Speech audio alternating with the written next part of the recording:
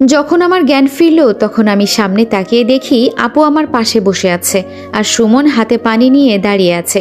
আমি আপুর দিকে তাকিয়ে বললাম, আপু, রিয়া কোথায়? ওর আবার কিছু হয় নাই তো? সে তো হাসি দিয়ে বলল, দেখেছেন সুমন ভাইয়া, আমি বুঝি মিথ্যা কথা বলেছি? আপু আমাকে ইশারা করে দেখিয়ে বলল উপরে ঘুমিয়ে আছে। আমি ধীরে ধীরে উঠে রিয়ার পাশে বসে বললাম, ওর তো আবার কিছু হয় নাই, সুস্থ আছে তো? সুমন আমার কাছে এসে আমার দিকে তাকিয়ে বলল, সুস্থ আছে। আর তোদের হঠাৎ করে কি এমন হয়েছিল যার কারণে দুজন একসাথে অজ্ঞান হয়ে গেলি? আর রিয়ার জ্ঞান ফিরতেই তোর জন্য খুব কান্না করছে, বলছে তোর আবার কিছু হবে না তো?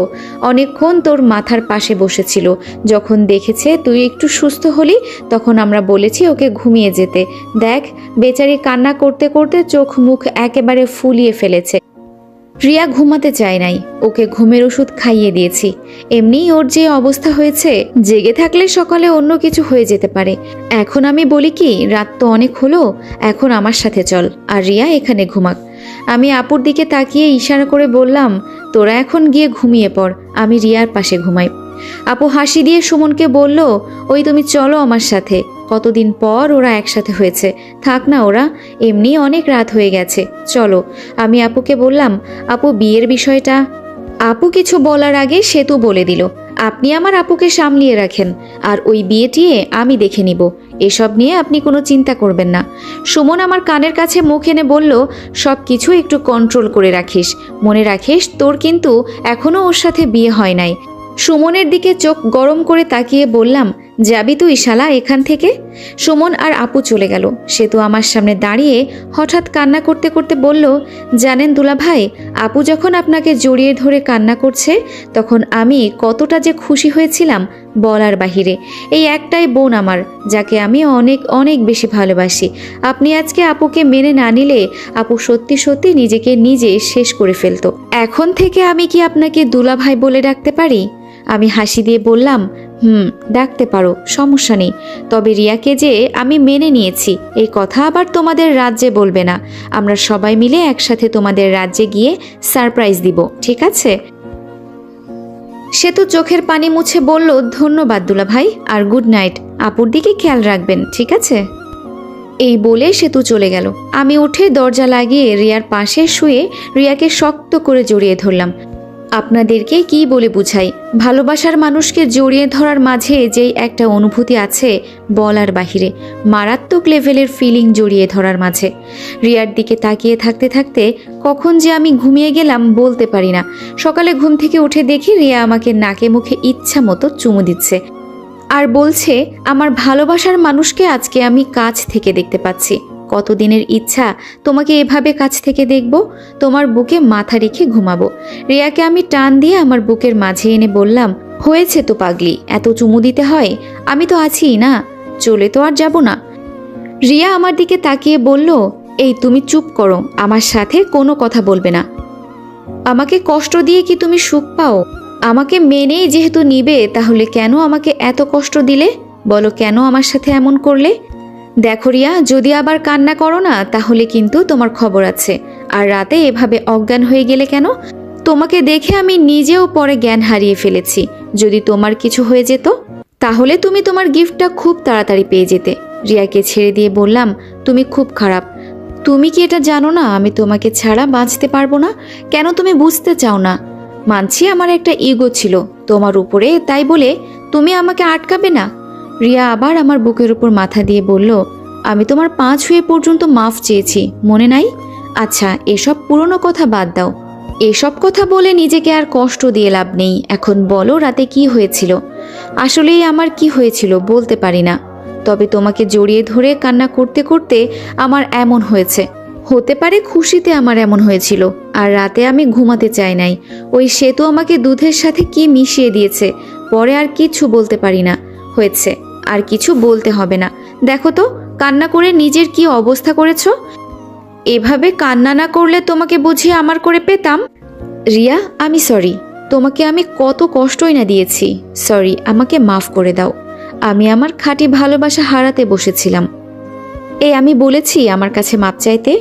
আমি রিয়ার ঠোঁটে চুমু দিয়ে বললাম, অনেক সাধনার পর তোমাকে আমি কাছে পেয়েছি, এত সহজে আমি তোমাকে ছেড়ে দিব? আর রিয়া, তুমি যে আমার সাথে এই রাতে ছিলে, আমাকে তোমার সন্দেহ হয় না? রিয়া আমার চোখের দিকে তাকিয়ে বলল, আমি মানে তুমি, আর তুমি মানে আমি। এই কথাটা অনেকেই বুঝে না। আমার যা কিছু আছে সব তো তোমার, আর তোমার সব কিছু আমার। আমি জানি তুমি আমার অনুমতি ছাড়া কিছুই করবে না, সেই সাহস তোমার নেই। আমি রিয়ার মুখের উপর থেকে চুল সরিয়ে বললাম, তুমি ঠিকই বলেছ, তবে মন চাই কিছু একটা করে ফেলি। সত্যি কথা বলছো তো? তাহলে কি আজকে আমাদের বাসর হবে? ধুর পাগলি মেয়ে, আমি তো মজা করেছি। আচ্ছা রিয়া, তোমাদের পরিদের চুল এত লম্বা কেন? কেন, তোমার কি আমার চুল পছন্দ হয় নাই? আমি রিয়াকে এবার শক্ত করে জড়িয়ে ধরে বললাম, আমার লম্বা চুল সবচেয়ে বেশি পছন্দ। আজকে মন চাইছে তোমাকে আমার করে নিতে।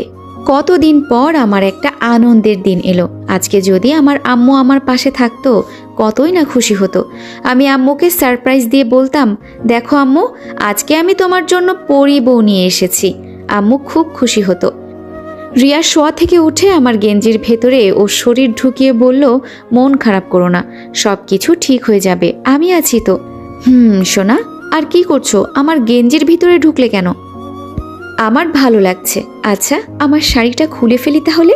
রিয়ার মুখে হাত দিয়ে চেপে ধরে বললাম, যেটুকু পেয়েছো তা নিয়ে আনন্দে থাকো, এত বেশি আশা করো না, আর সব কিছু হবে, চিন্তা করো না। তুমি তো আমার একমাত্র সোনা বউ হবে। তবে তোমার শরীরে যেই একটা উষ্ণতা আছে না, যদি বিনা কাপড়ে। রিয়া, তুমি সকাল সকাল কি শুরু করলে বলো তো?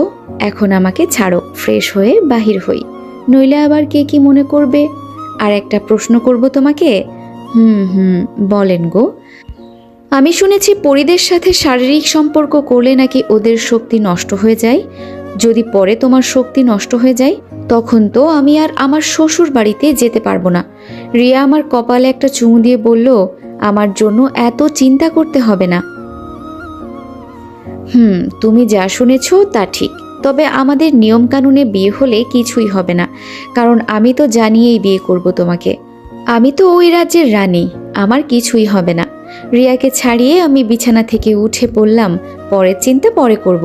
আমি ওয়াশরুমে গেলাম, তুমি একটু অপেক্ষা করো।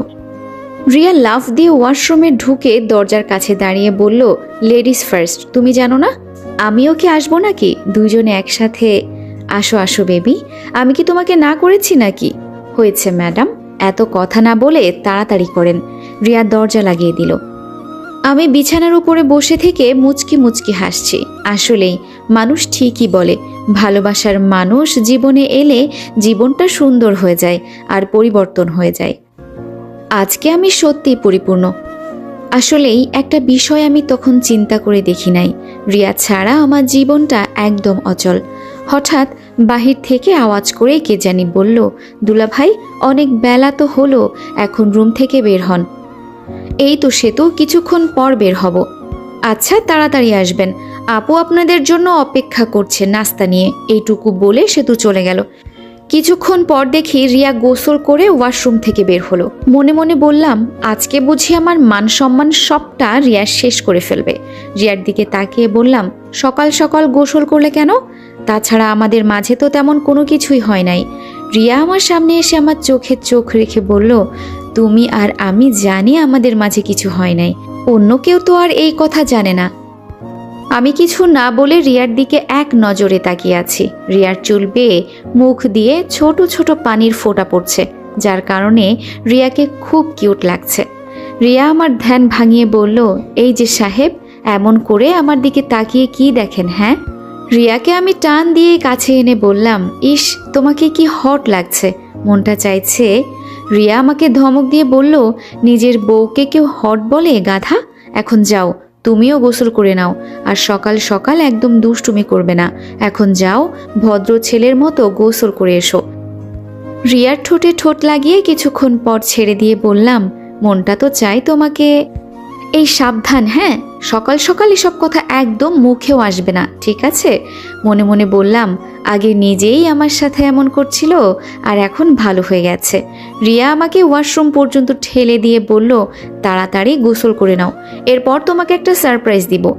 কি আর করা, রিয়ার কথা তো আর অমান্য করা যায় না, তাই সকাল সকাল ঠান্ডার মাঝে গোসল করে নিলাম। গোসল করে কোনো মতে কাঁপতে কাঁপতে ওয়াশরুম থেকে বের হলাম। রিয়া আমাকে দেখে দৌড়ে আমার কাছে এসে আমাকে জড়িয়ে ধরে বলল, ঠান্ডা লেগেছে তোমার বাবু? অনেক ঠান্ডা লেগেছে। সকাল সকাল কেউ গোসল করে বলো? রিয়া হাসি দিয়ে বলল, কেবল মাত্র তো শুরু, বিয়ের পর যে প্রতিটা সকাল গোসল করতে হবে, তখন কেমন লাগবে? রিয়ার দিকে চোখ তুলে তাকিয়ে বললাম, সত্যিই প্রতিদিন গোসল করতে হবে? যদি গোসল করতে না চাও তাহলে ফুটবল খেলা বন্ধ করে দিবে। রিয়াকে ছেড়ে বুকে হাত দিয়ে বললাম, কিসের ঠান্ডা? হ্যাঁ, আমি বীর, তুমি জানো না? আমি বিয়ের পর প্রতিদিন সকালে 2 বার করে গোসল করব। আহা, আমার কত দিনের ইচ্ছা, অনেক ফুটবল খেলবো। আহা, ইচ্ছা রে ও ইচ্ছা। রিয়া হাসতে হাসতে বলল, এখন কাছে এসো, আমি রেডি করে দেই। রিয়ার কাছে যেতেই ও আমাকে সব কিছু পরিয়ে রেডি করে দিতে লাগলো। মাঝে মাঝে আমি রিয়ার ঠোঁটে চুমু দেই, আবার জড়িয়ে ধরি। ইস, আমি কি বোকা! হ্যাঁ, আরও আগে যদি রিয়াকে পেতাম তাহলে এই আদরগুলো আমার মিস করা লাগতো না। ওই পাগল, এত কি চিন্তা করো? হ্যাঁ, চিন্তা করছি যে একটা রাজ্যের রানী আর সে কিনা আমাকে সেবা করছে, এটা কি মানা যায়? রিয়া আমাকে শক্ত করে জড়িয়ে ধরে বলল, তুমি আমার একমাত্র স্বামী হবে। আমার সব কিছু তো তুমি আমাকে যেভাবে বলবে আমি সেভাবেই চলবো। আমার জন্য তুমি কখনো অপমানিত হবে না। বুঝেছি। ওই বাবু, শোনো না। বলেন গো মহারানী। আমাদের তো এখন বের হতে হবে না? আমি বলি কি, তুমি আমাকে এখান থেকে কোলে করে নিয়ে যাও, সবাই যেন দেখতে পারে আমার লাদেনকে আমি আবার ফিরে পেয়েছি। ওদের আমি দেখিয়ে দিব যে আমার ভালোবাসা কখনো বিফলে যাবে না। সাথে সাথে আমি রিয়াকে কোলে নিয়ে বললাম, এখন তুমি খুশি তো? রিয়া আমার গালে চুমু দিয়ে বলল, আমি অনেক অনেক খুশি। দরজা দিয়ে বের হতে হতে রিয়া বলল, জানো তোমাকে কখন খুব কিউট লাগে? যখন তুমি রেগে কথা বলো না, তখন তোমাকে খুব কিউট লাগে। তখন মনটা চাই তোমাকে খেয়ে ফেলি। এই বোকা মেয়ে, এসব কথা কেউ বলে? পরে সবাই আমাকে বলবে আমার বউ খারাপ কথা বলে। রিয়া মুখ বাঁকিয়ে বলল, কে কি বলবে? হ্যাঁ, এখানে তো তুমি আর আমি ছাড়া কেউ নেই। কে বলেছে নেই? আমার পাঠকগুলো আছে না, ওরা বলবে। যে যা ইচ্ছা তাই বলুক, আমার স্বামী, আমি তার সাথে কি করব না করব সেটা আমার মর্জি, বুঝলেন স্যার? তোমার সাথে আমি কথা বলে পারবো না, এখন চুপ থাকো তো। সিঁড়ি দিয়ে নিচে নামছি আর রিয়া ওর শাড়ির আঁচল দিয়ে আমার কপালের ঘাম মুছছে। আপু নিচ থেকে আমাদের দেখে বলল, আজকে সুন্দর একটা জুটি দেখলাম, একেই বলে খাঁটি ভালোবাসা। দেখো ওদের দুজনকে কত সুন্দর বানিয়েছে। রিয়াকে আপুর সামনে নামিয়ে বললাম, তুই তো এটাই চাইতি, রিয়াকে আমি যেন বিয়ে করি। তোর জন্য শুধু ওকে আমি বিয়ে করছি, তুই আবার অন্য কিছু মনে করিস না। আপু আমার কানে ধরে বলল, হয়েছে, আর মিথ্যা কথা বলতে হবে না। আমাকে সে তো সব কিছু বলেছে, রাতে কি হয়েছিল, এখন নাস্তা করে নে।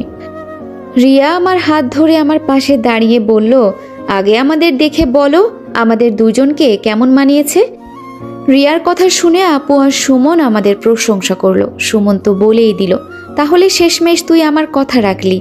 আমি জানতাম তোর বউ যদি হবার যোগ্য থাকে তাহলে সেটা একমাত্র রিয়াই হবে। আগামী দিনগুলো যেন তোদের ভালো যায় এই দোয়াই করি। আমি হাসি দিয়ে বললাম, অনেক অনেক ধন্যবাদ তোকে। সে তো রিয়ার পাশে দাঁড়িয়ে বলল, আমি কি বলেছিলাম মনে আছে আপু? আমি জানি দুলাভাই তোকে কখনো হতাশ করবে না, উনার মতো কোনো মানুষ হয় না। আজকে সত্যি সত্যি আমার দুলাভাইয়ের প্রশংসা করতে হয়। রিয়া সবার সামনে আমার কপালে চুমু দিয়ে বলল, আমার লক্ষ্মী জামাইটা, যাও টেবিলে বসো, আমি খাবার দিচ্ছি। আমি লজ্জা পেয়ে টেবিলে বসলাম। আপু তো বলেই দিল, বাবা বিয়ের আগে এত আদর, ভালো ভালো। এই ভালোবাসা যেন সারা জীবন আমার ভাইয়ের জন্য থাকে। আমি আর কিছু না বলে খেতে লাগলাম আর রিয়া আমাকে খাবার তুলে দিতে লাগলো। হঠাৎ করে